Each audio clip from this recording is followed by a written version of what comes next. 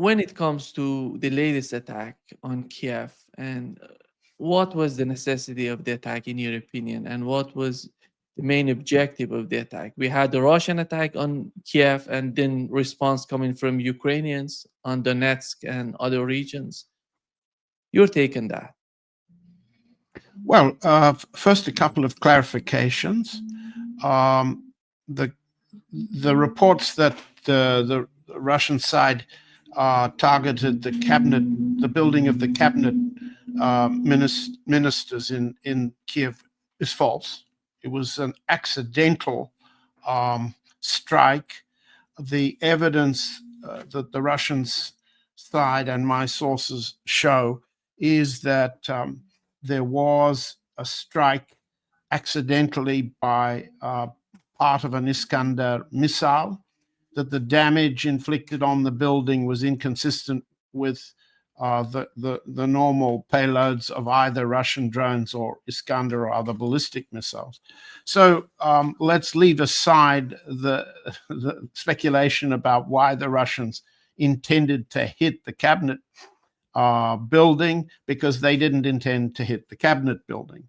What's the intention? Well, President Putin has made it clear that if there's no conversations, if there's no advancement of the working groups to produce significant terms of agreement, he said more than once in the last few days, the issue will have to be settled by military means.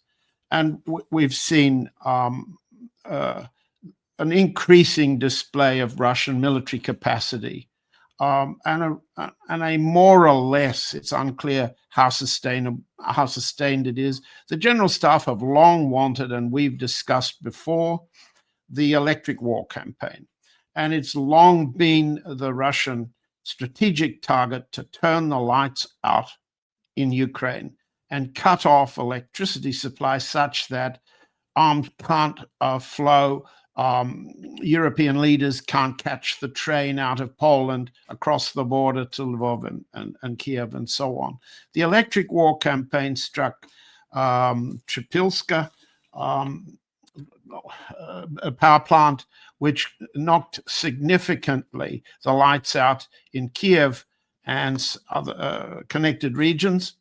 The sustainability of the power cut is yet to be established.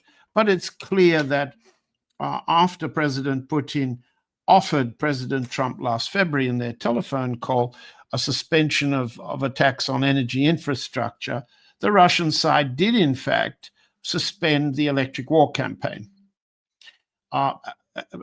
Since then, the Ukrainian side have made a point of saying they are not bound by this offer, and they've attacked Russian oil refineries and other energy infrastructure, including the Druzhba pipeline, as a signal to Slovakia and the Eastern Europeans who take their oil and gas from that way, that the Ukrainians intend to knock it out. Well, there's a significant difference in the damage levels of both sides, but there's a significant escalation on the Russian side to keep the lights out. And so I see the weekend, I see the tactic, the strategy of the General Staff, and so do my sources, as a demonstration of increasing military capacity to force capitulation on the Ukrainian side. The casualty rate announced each day by the Defense Ministry is staying up at approximately 1,300. Let's not argue about the accuracy of the number. Let's just look at the trend of the rate. And that shows a level of increasing ground operations along the line of contact, increasing distance moving west, increasing success in bottling up the remaining Ukrainian forces, especially the Azov units, and increasing reach north, south, and west. Now, the General Staff played a nice Russian joke by showing a map on the wall of the generals behind General Gerasimov during a briefing recently, in which you could see, as everybody was intended to see, the Russian red region ran from Kharkov in the north to Odessa in the south. And that leads, that's a sort of a podcast, a social media dream to speculate on what it meant. What it means is a humorful reference to the long-term, medium-term goals. So the Russian side are demonstrating that if President Trump can't deliver serious negotiations, the Russian side will solve its war aims by military means. If the European side aims to put troops on the ground in some form or other, as President Putin said the other day in Beijing, and then again in Vladivostok, they would become targets for Russian attack. The Ukrainian retaliation is lethal to some individuals. It's intended to show the Europeans that Ukraine is capable of continuing the war, but it's still a pinprick performance. Yes, the Western reporters can say that about 20% of Russian refinery capacity may have been destroyed, but in the next sentence, they have to admit that within 7 days or a bit longer, that capacity will be repaired. So this is what we mean by pinprick demonstration of the capacity to continue the war on the one side, and the strategic demonstration that Ukrainian capitulation, the destruction of ground forces, and the capacity of the West to continue the war. That's Russian policy. John, it seems that the Trump administration and the West, the whole West, because Scott Bessent said that they're going to talk with Europeans, and we had the European representative going to Washington talking with the administration. They're trying to do something with the pressures that they want to put on Russia. And here is what Lotnik said about India. Doesn't yet want to open their market, stop buying Russian oil, right? And stop being a part of BRICS, right? They're the vowel between Russia and China. If that's who you want to be, go be it. But either support the dollar, support the United States of America, support your biggest client, who's the American consumer, or I guess you're going to pay a 50% tariff, and let's see how long this lasts. I think the main question would be, is India going to sacrifice everything for the sake of a better relationship with the United States? Is that in the interest of India? The simple answer is being given by Prime Minister Modi. The answer is no.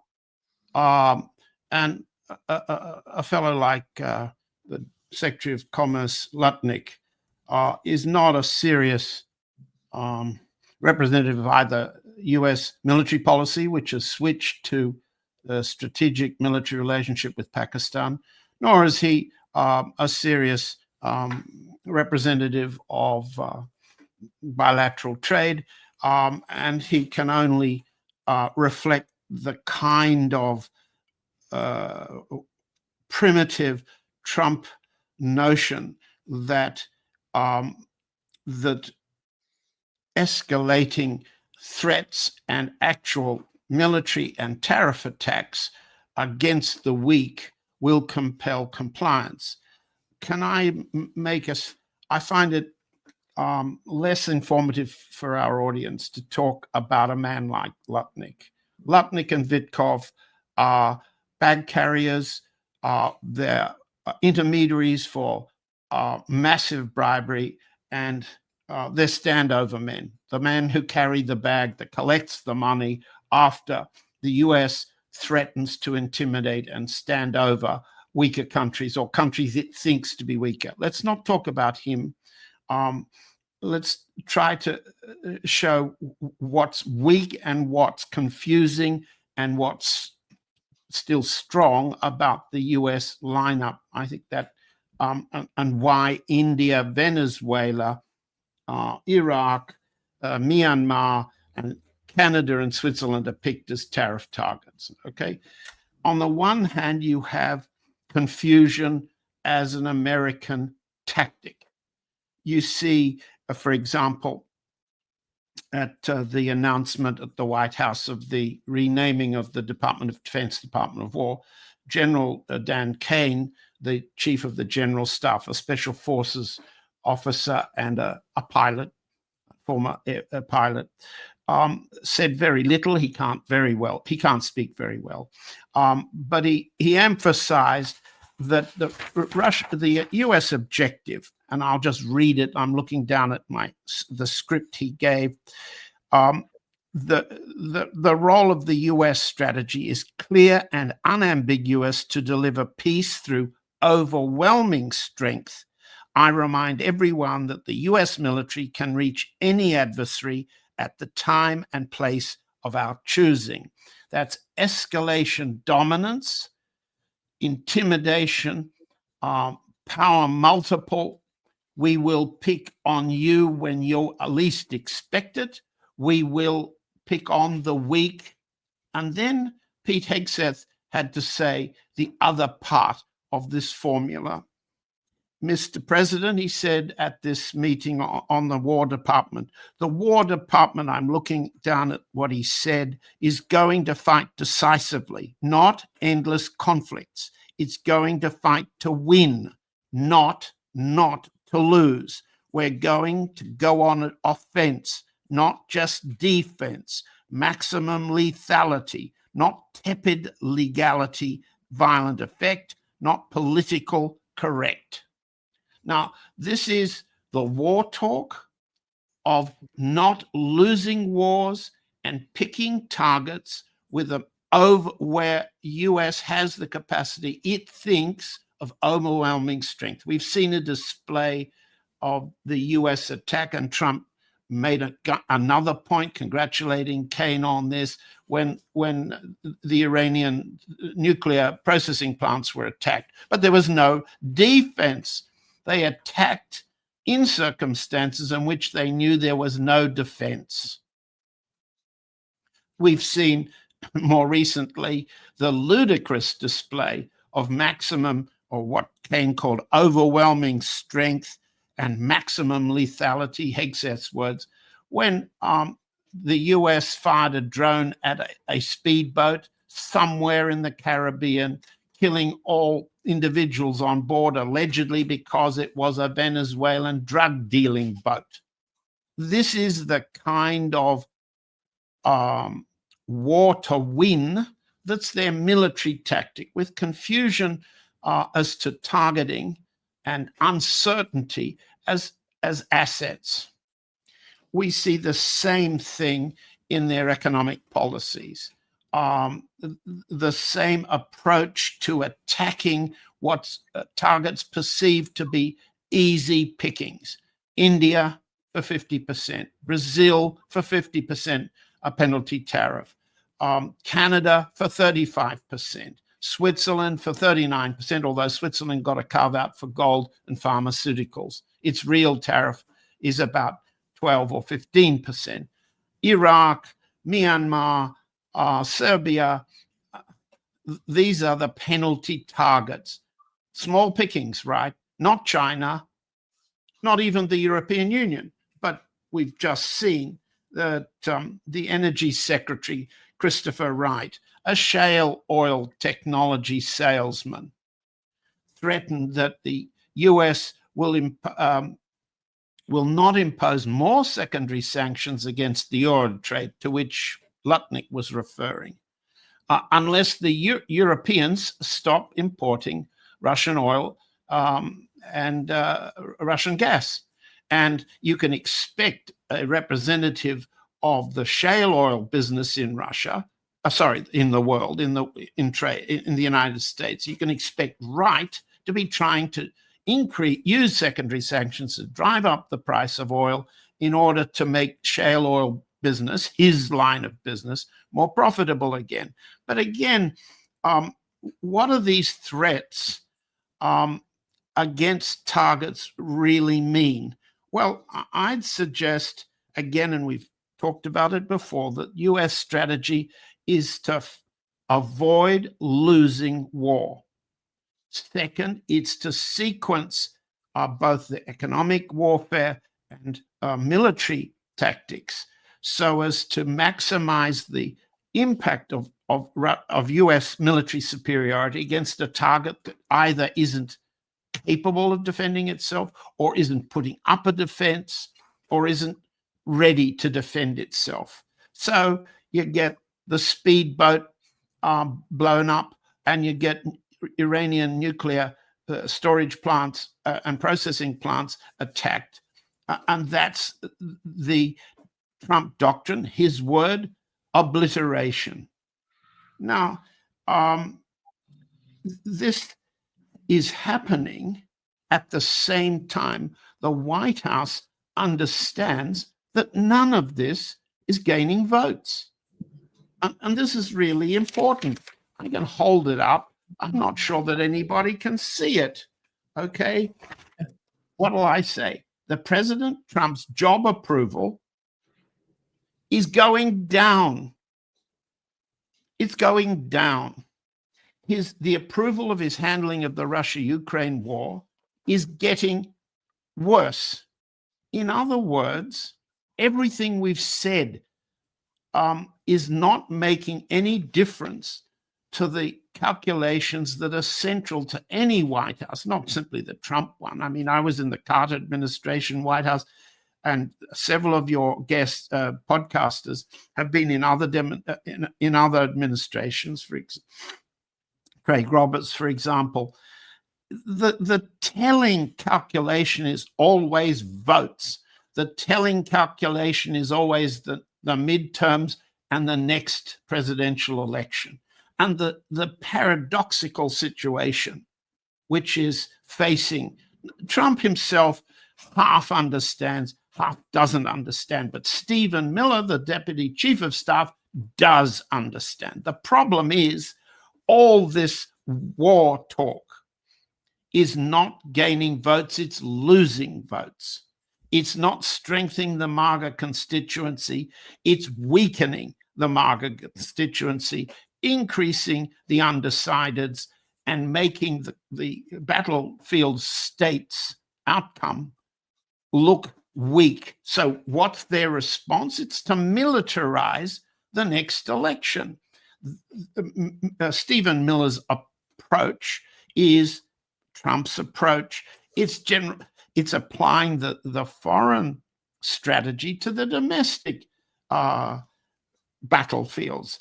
Washington, D.C., Los Angeles, and Chicago, the centers of resistance to Trump, Democratic Party voting cities, are being militarized. Chicago's next. Washington and Los Angeles have already been militarized. What that will mean when the midterms come is a concerted effort to use the military under the pretense of dealing with drug dealing and criminal gangs and fentanyl. All of these myths or ideologies are being used to militarize, pardon me, the domestic battlefield, because Trump's losing, to make sure he doesn't lose that war.